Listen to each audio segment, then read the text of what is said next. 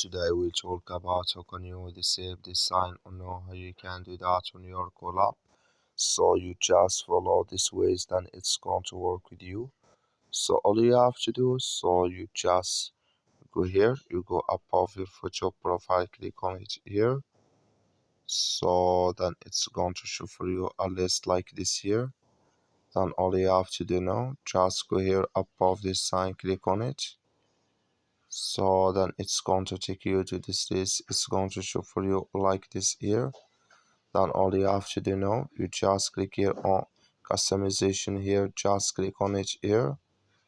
So then it's going to take you to this list here. Come here to auto dark light mode, you click in this sign or this color, like you see. Then you click here on OK. Like you see, color it's gone. That's mean your auto dark and light mode disabled with us now.